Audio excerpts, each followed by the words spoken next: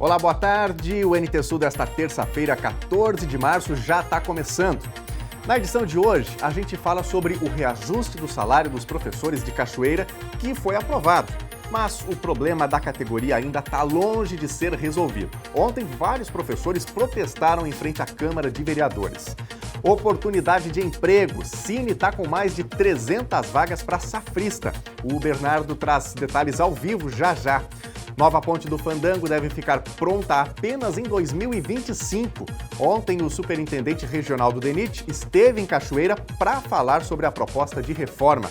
No quadro Opinião, Francisco Bastos fala sobre a Casa dos Raros, um local para atendimento de pessoas com doenças e condições raras. E tem também uma entrevista super importante com um psiquiatra sobre depressão pós-parto. O que é, como detectar e como tratar as mamães. E claro, o NT Sul traz também o seu recado aqui para nossa telinha. Então, mande para a gente a sua opinião, a sua foto, o seu vídeo. Nosso WhatsApp para isso é o 51997697129. Pelo Facebook ou pelo YouTube, você participa comentando na transmissão ao vivo do jornal. Vai mandando o seu recadinho enquanto acompanha as notícias. O NT Sul já está no ar.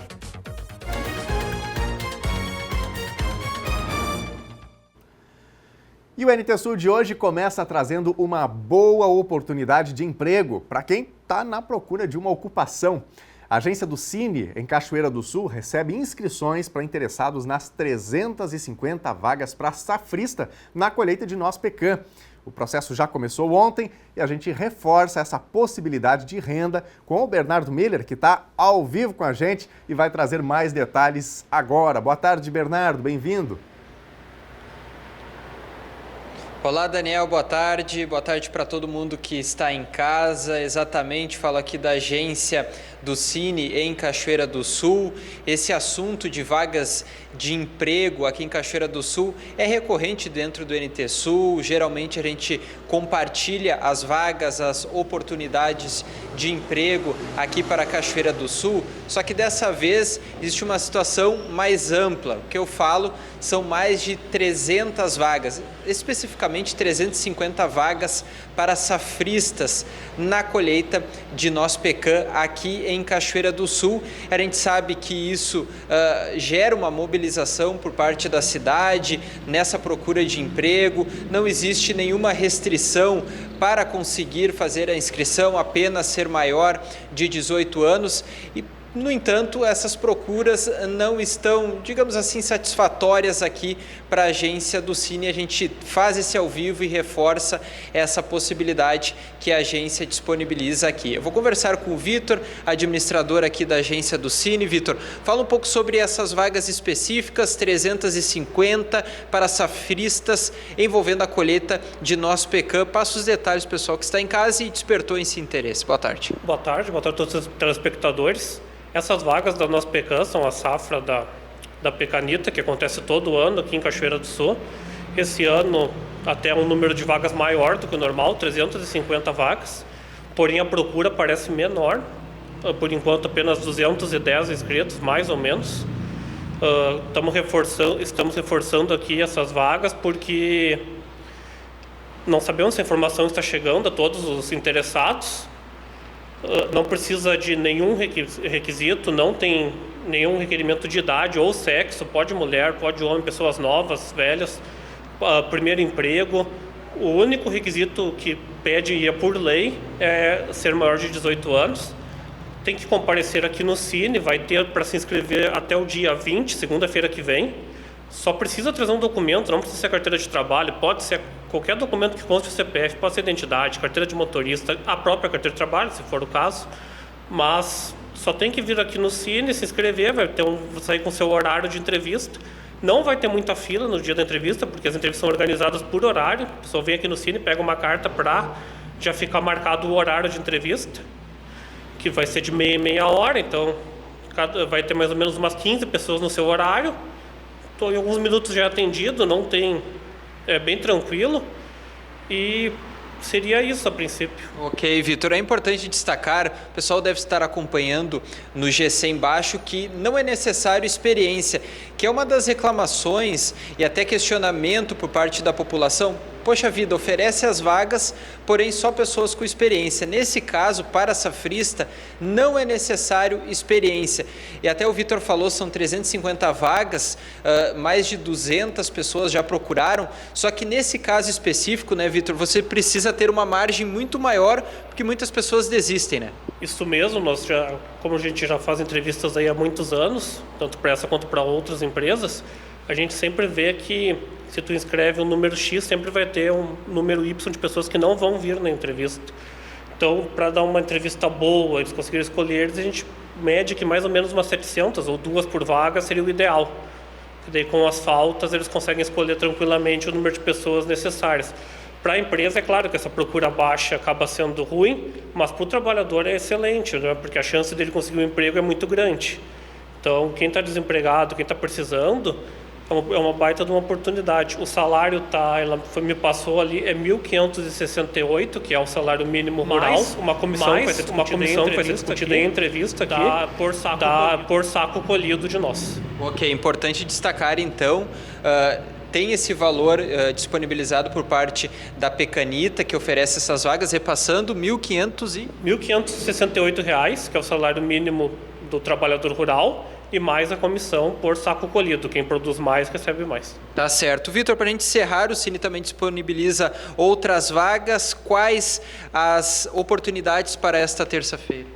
As oportunidades que temos são, além dessa de safrista, 350 vagas para colheita de nós, são uma costureira, essa vai precisar de experiência, preparador automotivo, com algum conhecimento na área, mecânico agrícola, vai precisar da carteira de motorista B, açougueiro, no mini mercado aqui da cidade, operador de usina de concreto, tem que ter com experiência ou conhecimento, ter trabalhado com pá carregadeira, serralheiro, para uma obra aqui na cidade, serviços gerais para residência.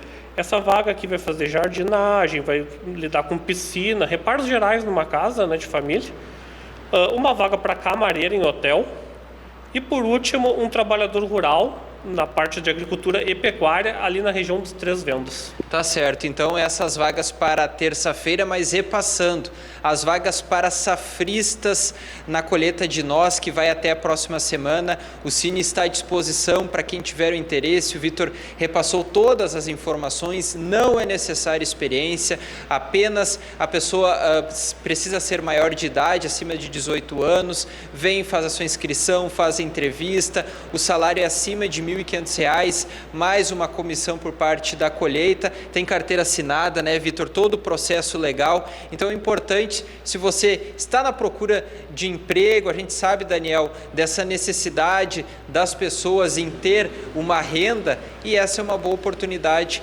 com as vagas para a colheita de nós Pecan. A gente sempre compartilha esse tipo de oportunidade, tanto na nossa programação, falando dentro do NT Sul das vagas como um todo, e também uma situação específica, no caso, para a colheita de nós Pecan.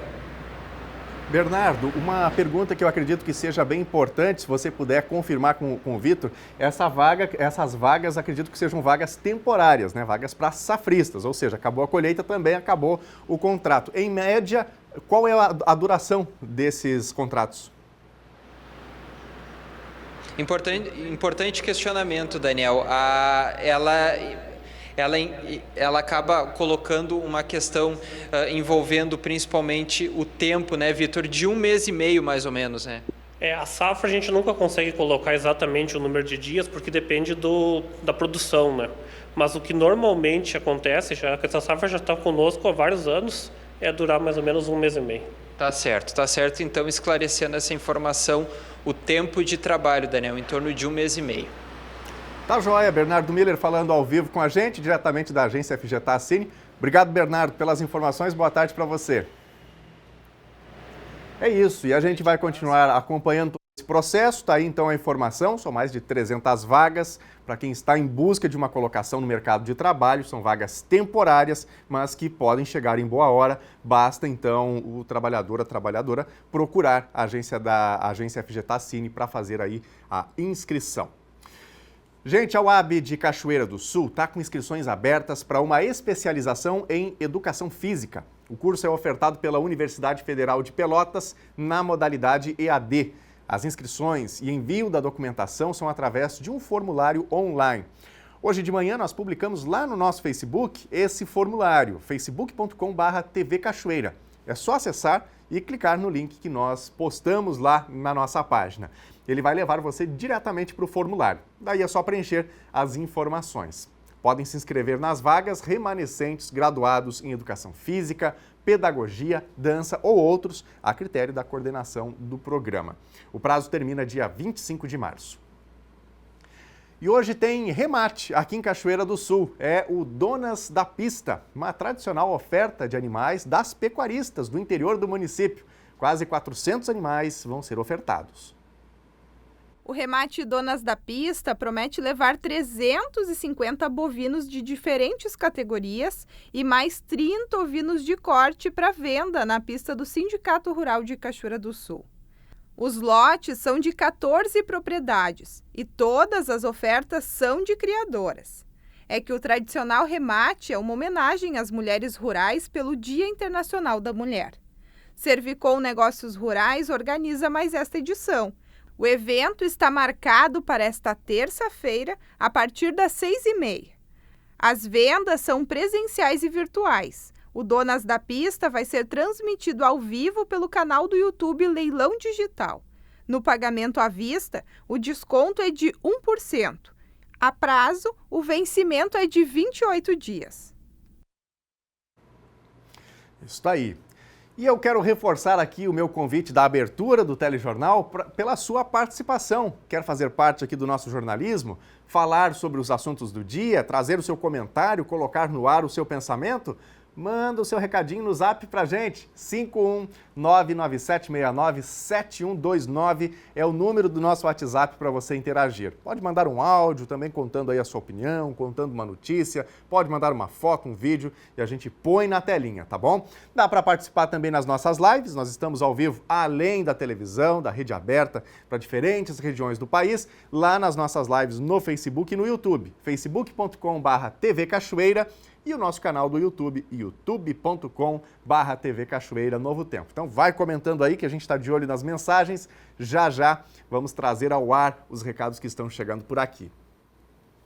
E olha, o Centro de Atenção Psicossocial Infanto-Juvenil vai retomar os atendimentos em sua sede oficial na rua Isidoro Neves, número 426, a partir de quinta-feira. O CAPS-I vinha atendendo no posto de saúde central no prédio do INSS. Por conta dessa mudança, não tem atendimento hoje, nem amanhã, no posto central. Então, reforçando, a partir de quinta-feira, o CAPS-I passa a atender na sede oficial, na rua Isidoro Neves, número 426. O Rio Grande do Sul recebeu hoje o primeiro lote de vacinas contra a Mpox. São mais de 1.300 doses e esse lote é para aplicação em grupos vulneráveis. Essa aplicação vai ser feita em 2 etapas, com intervalos de 30 dias. Segundo a Secretaria Estadual de Saúde, nos próximos dias vai ser definida a data do início da vacinação. Do total deste primeiro lote, 28 doses são para pessoas que tiveram contato direto com fluidos e secreções de casos suspeitos, prováveis ou confirmados de monkeypox, com exposição classificada como de alto ou médio risco. Todo o restante do lote é para alguns grupos que tiveram contagem de linfócitos T-CD4 inferior a 200 células nos últimos 6 meses. Os vereadores de Cachoeira do Sul votaram ontem pela aprovação do reajuste salarial dos professores municipais. Mas esse assunto está longe de ser resolvido entre o Executivo e a categoria.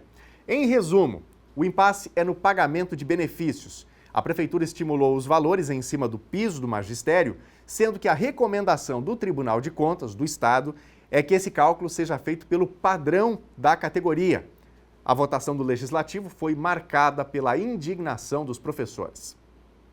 O Legislativo de Cachoeira do Sul lotou nesta segunda-feira para a votação em regime de urgência do reajuste do salário dos professores municipais.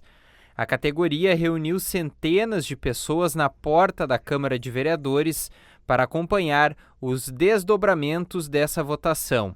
Um carro de som foi contratado para anunciar cada novidade que se passava dentro da Casa do Povo.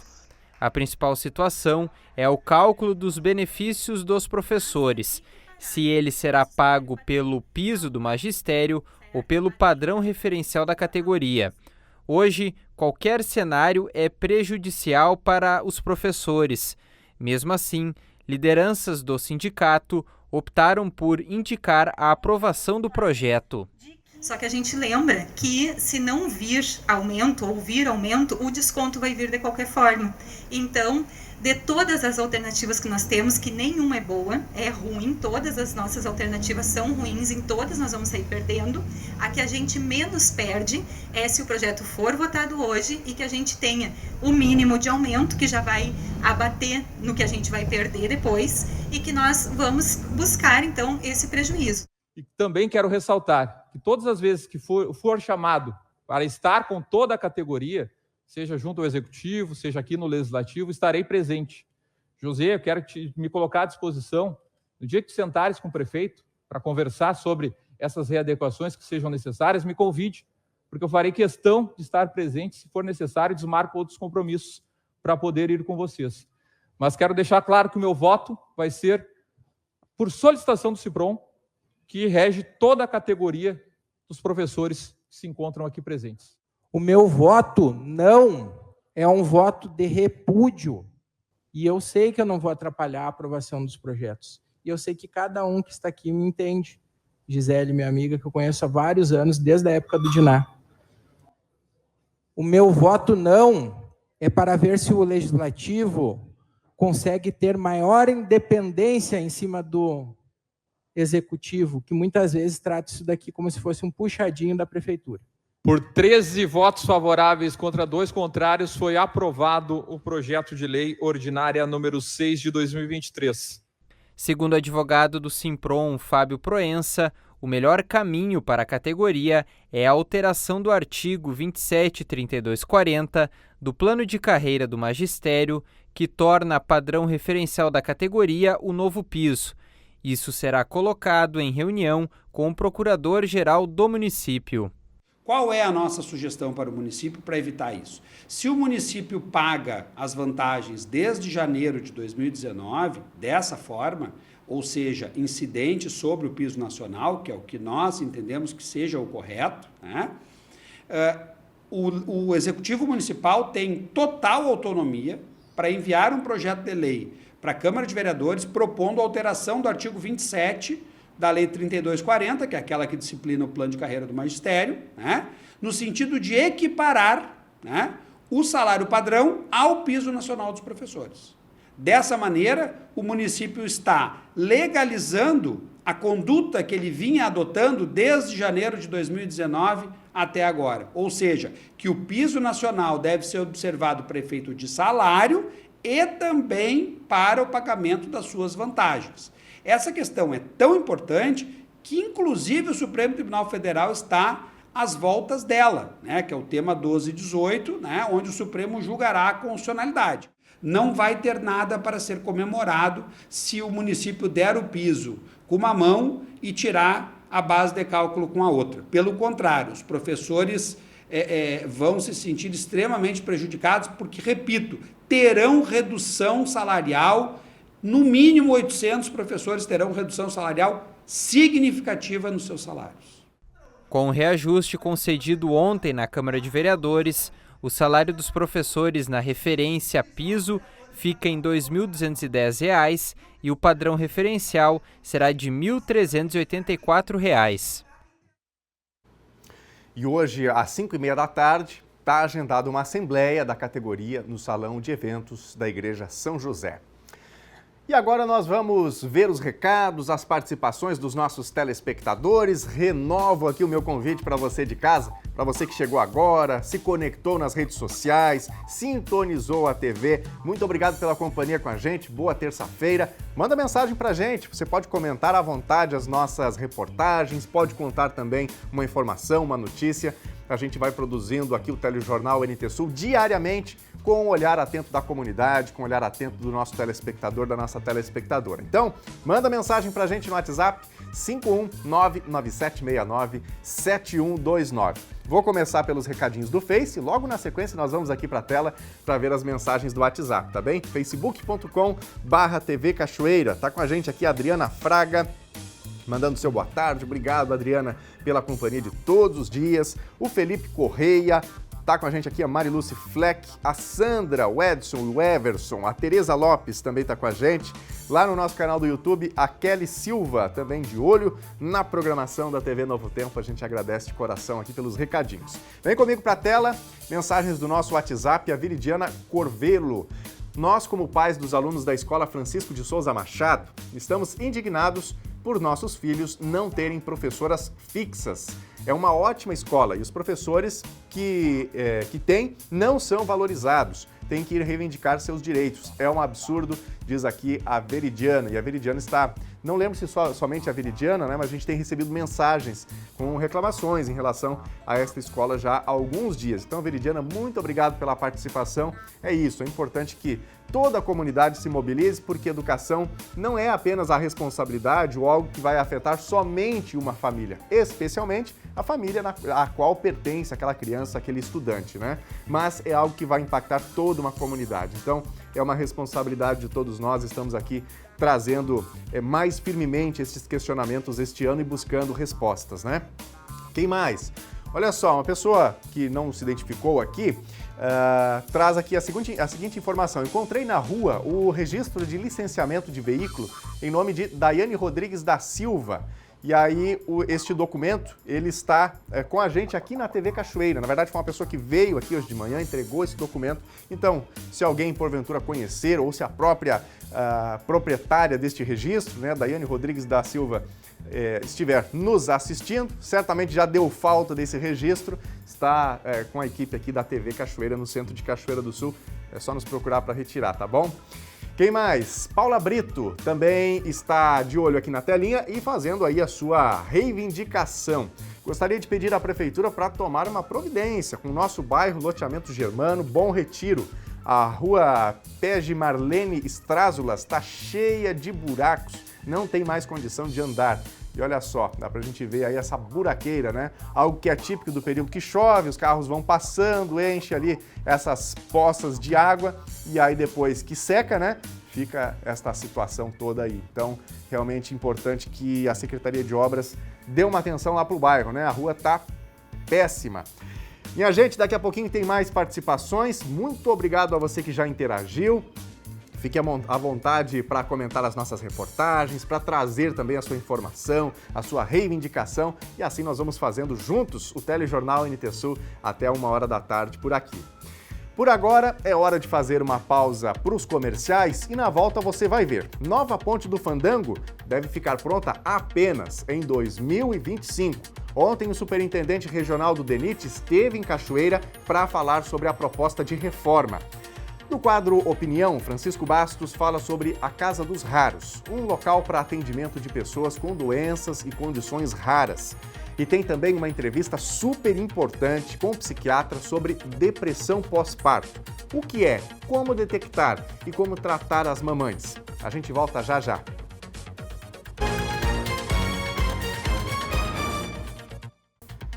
Meio-dia e 29 agora, Telejornal NT Sul já de volta ao vivo na telinha da TV Novo Tempo. Obrigado a você de casa pela companhia. E a gente dá aquela espiadinha pela janela aqui da TV Novo Tempo, que na verdade é a nossa câmera externa, né?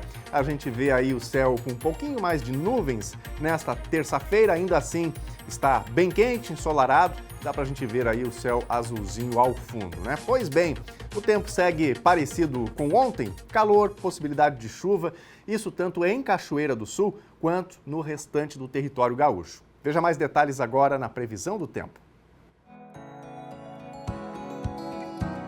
Terça-feira amanheceu com o céu claro, ao longo do dia deve ter um pouco mais de nuvens e tem chance de chuva em Cachoeira do Sul, embora a previsão seja de pequenos acumulados. Não se descarta a possibilidade de temporal. Temperatura mínima 23 graus e máxima 33.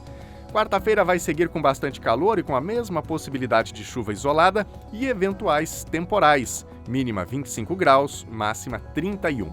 Quinta-feira também pode ter chuva, especialmente mais à tardinha, e ao longo do dia tem sol entre nuvens, mínima 23 graus e máxima 32. Veja agora a previsão para todo o Rio Grande do Sul nesta terça-feira. Instabilidade e temperaturas altas devem predominar no território gaúcho hoje. De acordo com a Climatempo, todas as regiões do estado podem ter pancadas de chuva a partir da segunda metade do dia. Além disso, o calor deve seguir até esta terça-feira. Isso ocorre principalmente na fronteira oeste. Depois, no decorrer da semana, o clima deve ficar um pouco mais ameno no Rio Grande do Sul. Vamos ver agora as temperaturas máximas previstas para hoje. Na capital Porto Alegre, máxima de 33 graus. Também 33 na fronteira oeste, em Uruguaiana. Em Passo Fundo, na região norte, 27 graus. Na região central, em Santa Maria, 33. Em Tramandaí e Torres, litoral norte, 31 graus. E em Pelotas e Rio Grande, na região sul, 33 graus.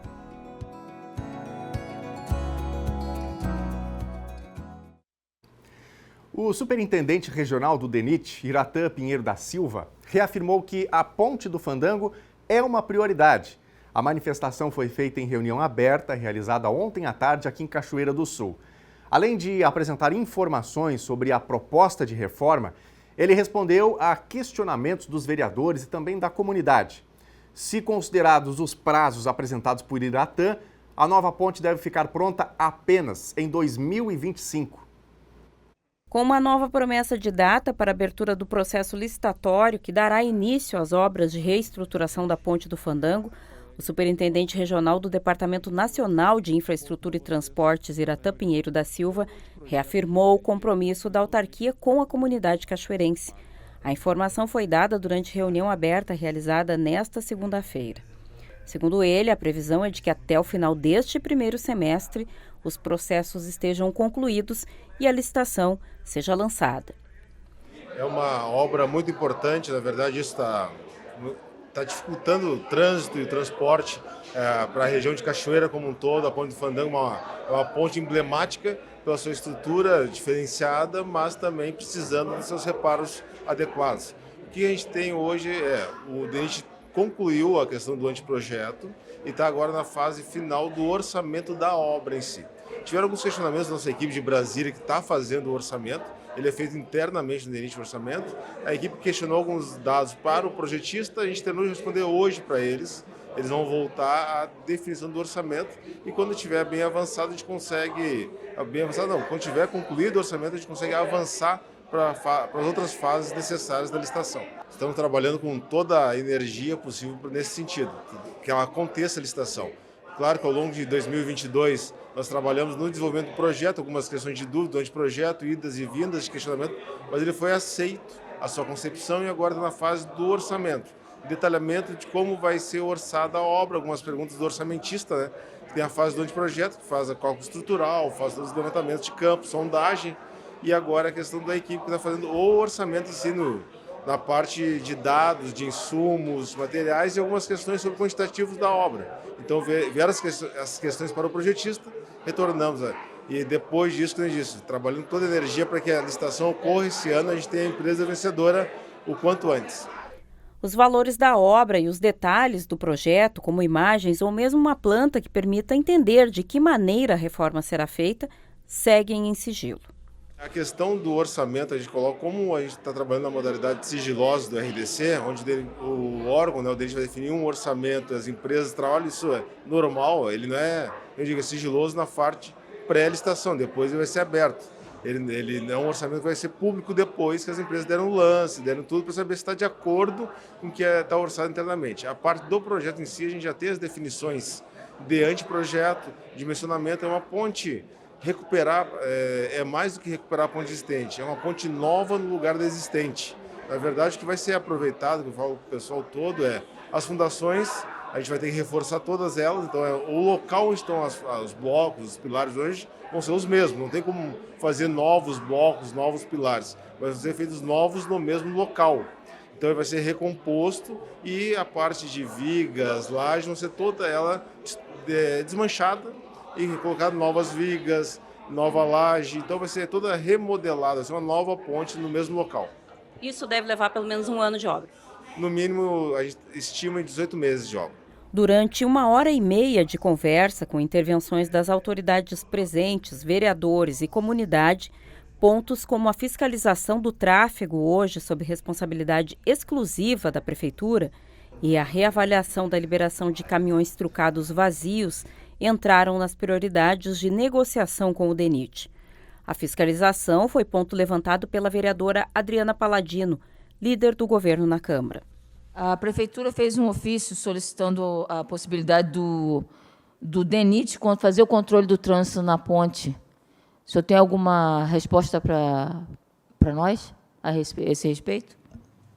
Sobre essa questão do controle do trânsito, a época que a gente autorizou lá atrás, estimávamos que seria em pouco tempo, mas acabou-se muito mais do que a expectativa.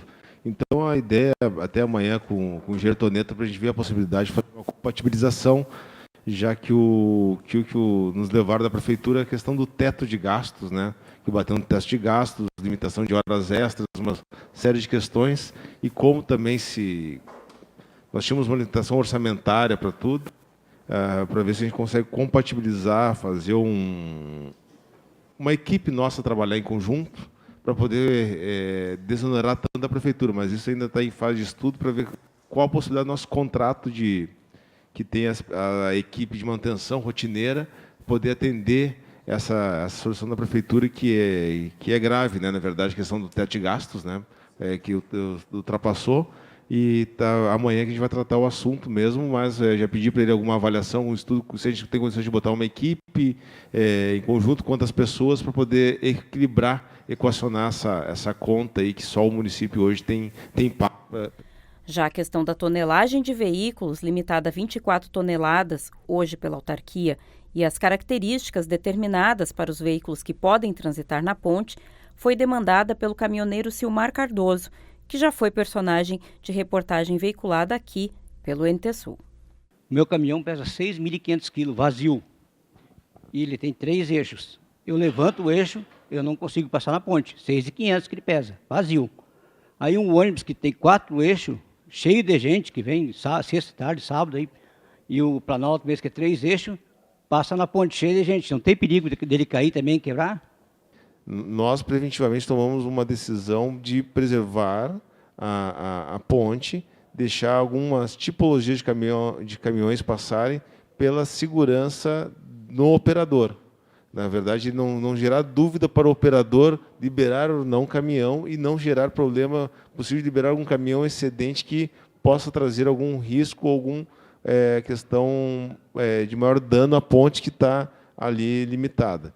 Então, assim, como eu lhe disse, a gente pode analisar, pode verificar, pode responder, não é assim, decisão tomada é irreversível, não. Isso é técnica, na verdade, as decisões, ao longo do tempo, elas podem ser ajustadas e tomadas, mas como eu falei, a gente tomou uma decisão naquele momento, achando que também não iríamos tão longo tempo, mesmo trabalhando com toda a vontade de ter essa obra quanto antes, porque no momento que tivermos a obra ali em andamento, a gente vai ter, possivelmente, operadores da empresa para fazer o pare-siga, não mais a Prefeitura operando o pare-siga. Então, isso auxilia na questão deles terem esse treinamento com mais visão rodoviária. E os vereadores Theo da Cis, Azevedo da SUSEP, Alex da Farmácia e Adriana Paladino estão em Brasília para agendas nos ministérios e com deputados federais. Eles que fazem parte da Frente Parlamentar pelas obras de duplicação da BR-290 e da Ponte do Fandango. Em Brasília, eles devem falar da Ponte do Fandango, da BR-290, BR-153, rótula do Clube Comercial, federalização da VRS 809 e construção de rótula na entrada do campus da UFSM em Cachoeira do Sul. E é importante que a gente destaque ainda o seguinte: ontem, nessa reunião aberta, o próprio Iratã, superintendente do DENIT, destacou a importância de ver esta obra da Ponte do Fandango sair do papel, que haja mobilização política, mobilização das lideranças da comunidade de Cachoeira do Sul. Por quê? Porque há muita demanda de obras federais pelo Brasil, por rodovias, por pontes, tem a seca no Rio Grande do Sul, demandas de infraestrutura no Nordeste, no litoral de São Paulo, em virtude das chuvas. Portanto, sem mobilização política das lideranças, articulação com o governo federal, a gente pode ficar aqui em Cachoeira do Sul ainda muitos anos sem a Ponte do Fandango, obra que é vital para a infraestrutura de transportes aqui no município. Você já ouviu falar da Casa dos Raros? É um espaço para atendimento de pessoas com doenças e condições raras. No quadro Opinião de hoje, Francisco Bastos explica quando um caso é considerado raro e como a Casa dos Raros vai funcionar.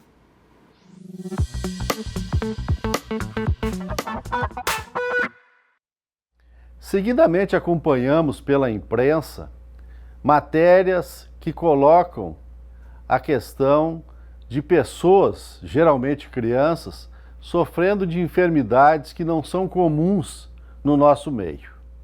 São as doenças raras, que a Organização Mundial da Saúde identifica quando até 65 indivíduos em 100 mil são acometidos. Elas têm por característica serem crônicas, degenerativas e podem levar à morte. Esse percurso, digamos assim, dessas crianças, que 80% dos casos são de crianças, eles geralmente causam muitos transtornos, tanto para os pacientes quanto para os familiares.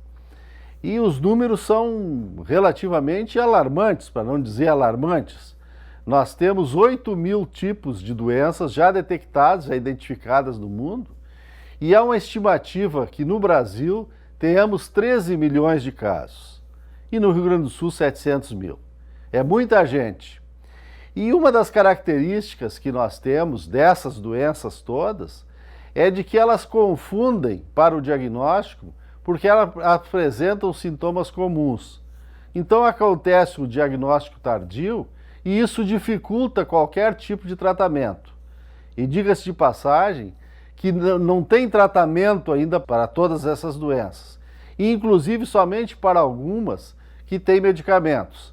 E neste caso dos medicamentos, é porque não há interesse comercial pelo número reduzido dos laboratórios produzirem, e por outro lado também que não foram ainda descobertos. O SUS, ele coloca à disposição alguns medicamentos e algumas terapias, mas para esse número ele é insuficiente. Diante disso, nós temos uma outra característica que também é significativa quando nós vemos o enfrentamento dessas doenças, que é uma verdadeira peregrinação dos pais indo de um serviço para outro. Não há uma centralização que esta doença exige, que é o tratamento multiprofissional, que com uma equipe, e que ele tem que ser permanente, contínuo, para que possa dar melhores resultados.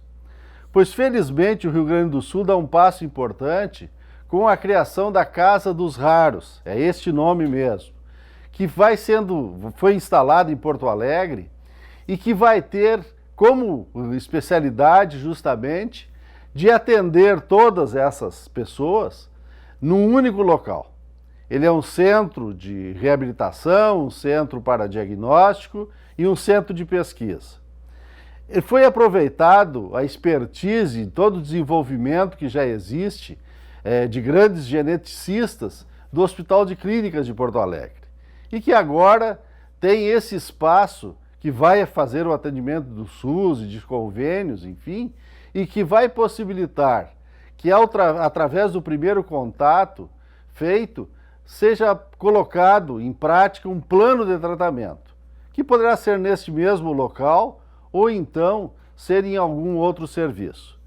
Mas o fato significativo é que este centro, a Casa dos Raros, ele é o primeiro da América Latina. E nós teremos o privilégio aqui no Rio Grande do Sul de contarmos com esse serviço. O contato inicial, ele permitirá que os pais, os responsáveis, enfim, ou mesmo os profissionais de saúde, possam fazer este encaminhamento e terem de lá informações. Também este local vai servir para a capacitação dos profissionais de saúde, das diferentes áreas, porque, como dissemos, para esses tratamentos dessas diferentes doenças, é necessário vários profissionais de diferentes áreas. e isso significa equipes, né, maiores e que tenham condições de fazer o enfrentamento e diminuir justamente esse sofrimento que a gente detecta quando olha essas matérias, enfim, e que faz muito sofrimento em muitas pessoas. Portanto, uma boa notícia na área da saúde, há já a estrutura pronta, foi construído um prédio em Porto Alegre, já tem uma equipe formada, então nós teremos a partir de então, pelo menos um local que centraliza essas informações, centraliza os atendimentos e certamente vai trazer muitos benefícios para todos. Boa tarde. E na entrevista de hoje, a gente fala sobre depressão pós-parto. Como é importante o ginecologista, obstetra, ficar atento com a saúde mental das pacientes. É a repórter Gabriela Belo, mamãe recente, que traz os esclarecimentos para ajudar gestantes e quem também ganhou o seu bebê recentemente. Boa tarde, Gabi.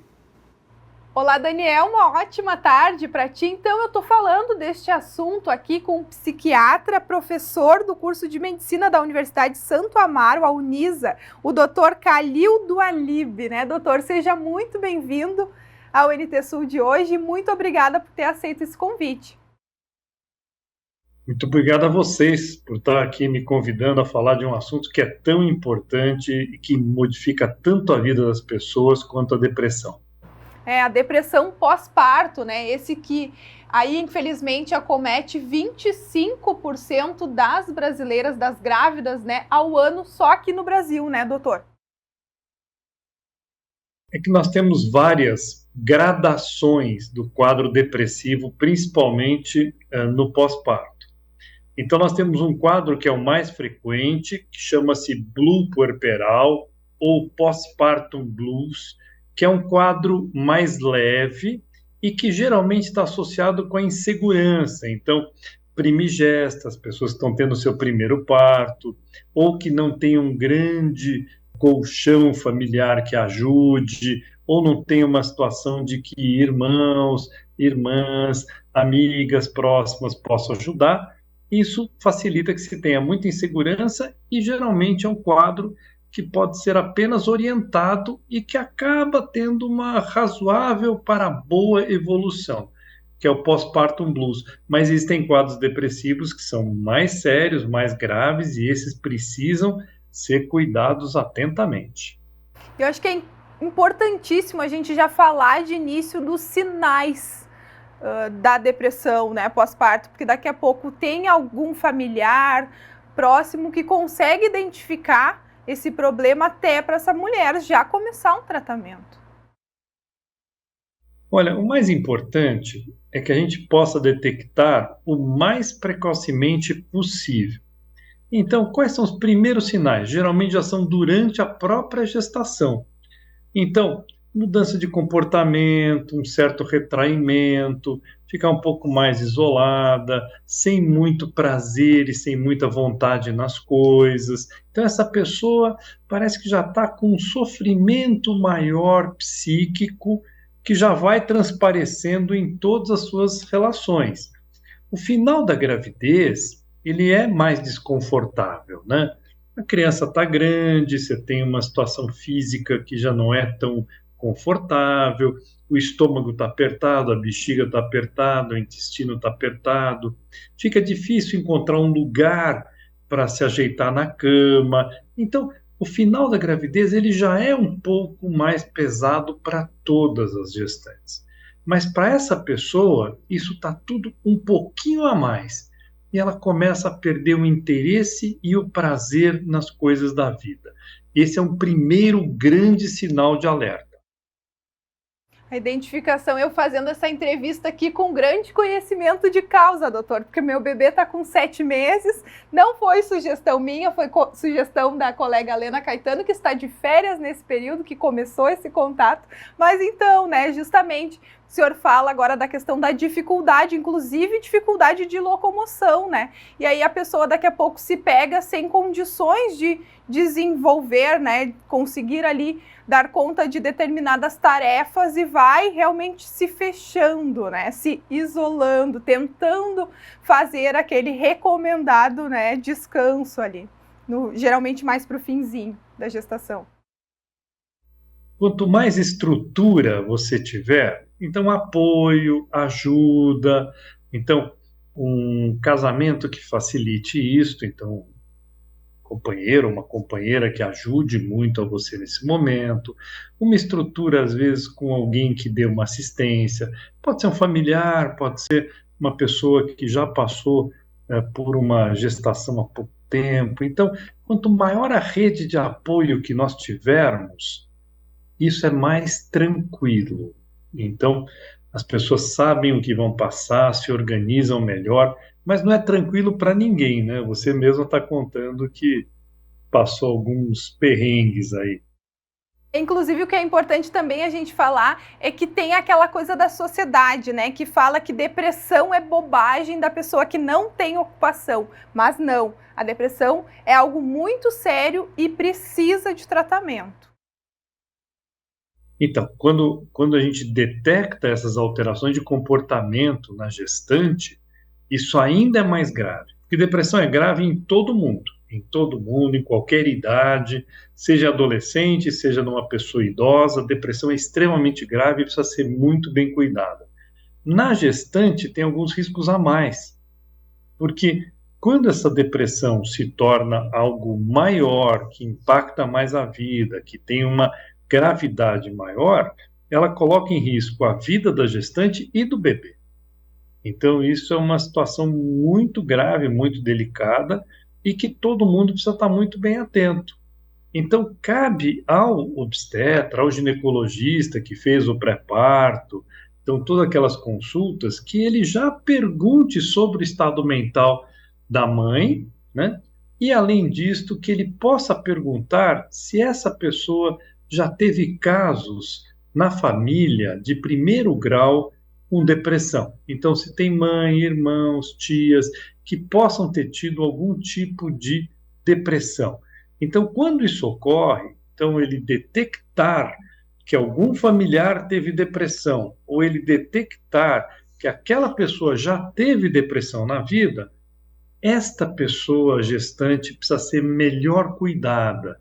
Então, ela precisa ser mais avaliada, precisa ser acompanhada, porque o risco dela ter uma gestação com depressão é maior ainda do que na população geral. E aí, por exemplo, o filho, ela teve, vamos supor agora, a gestante teve o bebê, teve depressão pós-parto, fez tratamento, tudo certo, mas sonha em ter mais filhos. Qual é que é a recomendação para essa mulher? Veja, ela se tratando e cuidando-se bem e ficando ótima, que bom, ela pode engravidar, e às vezes até engravida mesmo não estando tão bem, mas isso não significa que terá novamente depressão. Então, o que ela deve fazer depois do episódio depressivo para continuar bem? Então, colocar atividade física regular na sua vida. Então, mudanças de hábito que incluam atividade física pelo menos 4, 5 vezes na semana, de preferência aeróbicos. Pode ser uma caminhada mais forte, pode ser uma esteira, pode ser apenas uma luta ou uma dança que ela possa fazer, algo que seja prazeroso, que possa ser uma atividade aeróbica, e isso ajuda muito na produção de endorfina e é preventivo de novos quadros depressivos. E uma mudança de alimentação, isso também é muito importante. Alimentos mais integrais, então, alimentos que a gente considera de melhor proteção para a depressão. Então, menos gorduras, menos carne vermelha, mais carne de peixe, substâncias que sejam mais pré-bióticas e probióticas. Então, ter o seu intestino funcionando adequadamente, isso também é muito protetor para a depressão. Então, uma série de quadros que ela deve fazer para o seu bem-estar mental. independente se ela vai ter uma nova gestação ou não, e se quiser ter uma nova gestação, então que ela possa, afinal esse bebê vai precisar da mãe em bom estado mental, né? E então que ela possa estar bem, para que ela fique bem, para que essa relação com o bebê fique bem, que é fundamental para o desenvolvimento depois da nossa personalidade, né? E como fica, doutora, a questão da amamentação? Porque acredito que o tratamento, né, da depressão tenha que ser com medicamentos. E aí isso vai impactar no organismo da mãe. Como fica o organismo do filho, se é que vai poder mamar? Quando é uma depressão mais leve, que a gente chama então do postpartum blues, geralmente não há necessidade de medicamentos psiquiátricos. Às vezes orientação, apoio, isso já ajuda muito, às vezes uma terapia, atividades físicas, isso já ajuda muito, muito. Quando a depressão é mais de moderada em diante, aí há uma necessidade de uso de medicação, e aí nós temos duas grandes opções. Uma é realmente parar a amamentação, nós podemos dar uma medicação que cesse a amamentação, e aí a gente passa por uma reposição com a mamadeira que o pediatra orientar, o tipo de leite que ele orientar, ou um banco de leite, alguma coisa assim. Ou então, para mães que façam questão de amamentar, de dar o peito, que acham que que é importante para o nenê, para esse contato, aí nós podemos cessar o leite dela e usar um cantil, que a gente usa muito, que é colocar um cantil que a pessoa pendura aqui no pescoço, ele tem duas hastes de silicone que você coloca aqui em cima e que ficam em cima do mamilo. A gente prende essa hastezinha em cima do mamilo, então o bebê suga o mamilo, mas o leite está vindo desse cantil do leite que o pediatra orientou. Então isso é possível de ser feito, porque a gente não pode correr o risco da mulher amamentar com leite com medicamentos, né? Não faria bem a esse nenê, a gente prefere que ele não receba remédios nessa fase da vida. Principalmente, né, porque tem a questão ali também da exaustão dessa mãe, que pode acabar, né, agravando por conta da demanda, né, das diversas ali mamadas ao longo do dia. Bom, a gente poderia seguir o papo aqui ao longo da tarde, né, doutor? Mas infelizmente a gente tem que encerrar e eu agradeço muito aí todos os esclarecimentos, o senhor ter vindo aqui conversar comigo e também com a audiência, com o pessoal que está em casa. Obrigado, é sempre um prazer poder estar aqui. Quanto melhor a gente puder orientar, melhor para todo mundo, né? Verdade. Conversei, Daniel, com o Dr. Calil, ele que é psiquiatra, né, professor também, dando aí essas orientações, falando da questão da depressão pós-parto. Bom, eu volto contigo. Muito obrigado, Gabi, pelas informações tão importantes para as mulheres e para as famílias do nosso país. Vamos agora para a tela, tem mais participações dos nossos telespectadores. O Pedroso, peço atenção da Secretaria na Estrada da Forqueta, está intransitável, por favor, passa a patrola, diz aqui o nosso telespectador. Obrigado, Pedroso, pelo recado, viu? A Guacira, quero agradecer ao vereador MacGyver Dias e nossa vice-prefeita pelo empenho e dedicação com a creche Júlia Tavares. Obrigado, Guacira. Vamos adiante aqui, tem mais recados chegando. A Juliana Martins, meu filho Ronald Barreto, está completando 5 anos hoje. Agradecemos a Deus por colocar ele em nossas vidas. Parabéns. Abraço dos pais Juliana e Ney e dos irmãos Ronei e Érica. A Denise, me chamo Denise e estou aqui na cidade de Ananindeua, Pará. Gosto muito do jornal NT Sul, pois fico sabendo notícias do Sul. Sou gaúcha, natural de Bagé. Grande abraço a todos. Obrigado, Denise. Abraço a todo o povo do Pará. E o NT Sul já está chegando ao fim nesta terça-feira. Muito obrigado pela sua companhia e continue com a gente pelas redes sociais. facebook.com/TV Cachoeira. Amanhã o nosso encontro é aqui na TV ao meio-dia. Excelente tarde para você. Até amanhã. Tchau!